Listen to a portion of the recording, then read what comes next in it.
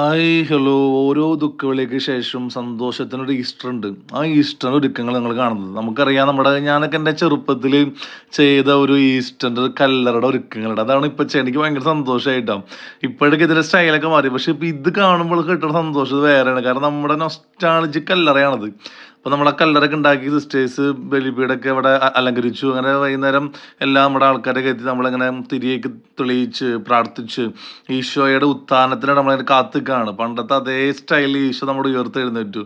സന്തോഷവും സമാധാനം നൽകുന്ന ഈസ്റ്റർ. അപ്പൊ എല്ലാവർക്കും ഈസ്റ്ററിന് ആശംസകളാണ്. ഈസ്റ്റർ കഴിഞ്ഞ് കുറേ നാളായി, എന്നാലും കുഴപ്പമില്ല. പിന്നെ തിരിയൊക്കെ പിടിച്ചിട്ട് ചെറിയൊരു പ്രദക്ഷിണൊക്കെ ഉണ്ടായിരുന്നു. വളരെ മനോഹരമായ വളരെ ഭക്തിസാന്ദ്രമായ പ്രദക്ഷിണം. എല്ലാവരും വളരെ നന്നായിട്ട് പങ്കെടുത്തു. അത് കഴിഞ്ഞിട്ടുള്ള പരിപാടിയാണ് മക്കളെ എനിക്ക് ഏറ്റവും ഇഷ്ടമായി. നമ്മുടെ പണ്ട് ഗ്രേസ് ഫെസ്റ്റ് ഉണ്ടാവുമ്പോൾ ഏറ്റവും ലാസ്റ്റ് ദിവസം നമ്മുടെ വീട്ടിൽ നിന്ന് നമ്മൾ മിക്സർ, കായ വറുത്തത്, കക്ക വറുത്തത്, അങ്ങനെ എല്ലാ സാധനവും കൊണ്ടുവന്നിട്ട് എല്ലാവരും ആ സാധനങ്ങൾ എല്ലാം ഒരുമിച്ചിട്ടിട്ട് എല്ലാവരും അത് കഴിക്കും.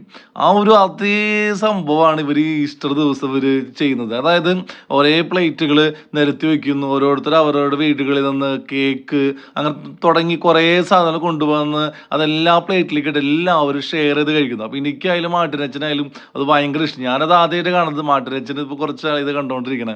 ശരിക്കും ഭയങ്കര സന്തോഷം തന്നിട്ട് അവരുടെ ആ ഒരു ഷെയറിങ്ങിന്റെ ആ ഒരു സംഭവം കണ്ടപ്പോ. കണ്ടോ യുക്കി റാണി അവൾക്ക് ബിസ്ക്കറ്റ് കൊടുത്തു. ഭയങ്കര രസമല്ലേ കൊച്ച്. അത് ഭയങ്കര അടിപൊളിയായി. പിന്നെ കുർബാന കഴിഞ്ഞപ്പോൾ അമ്മച്ചിമാരെയൊക്കെ നമ്മൾ പിറ്റേ ദിവസം അവർക്ക് ഭക്ഷണം കൊടുക്കുന്നുണ്ട്. അപ്പൊ അതിന്റെ പ്രിപ്പറേഷൻ ഇത് നോക്കി. ഈ ഒരു അടുപ്പ് കണ്ടോ എന്ത് രസം നോക്കി. ഗ്യാസ് ഒന്നുമില്ല, നമുക്ക് ഇങ്ങനെ സിമ്പിൾ അടുപ്പിട്ട് കത്തിക്കാം. അങ്ങനെ നമ്മൾ ഭക്ഷണമൊക്കെ ഉണ്ടാക്കി. ഞായറാഴ്ച 11 മണിക്കായിരുന്നു കുർബാന. കുർബാന കഴിഞ്ഞപ്പോൾ നമ്മുടെ ആൾക്കാരെല്ലാവരും ഒരുമിച്ചിരുന്ന് നമ്മുടെ നാട്ടിലെ പോലെ തന്നെ എല്ലാവരും ഭക്ഷണമൊക്കെ കഴിച്ച് സന്തോഷിച്ചു. അപ്പൊ എല്ലാവരും ഹാപ്പി ആയിട്ടിരിക്കും. ഓക്കെ ട്ടാ, താങ്ക് യു.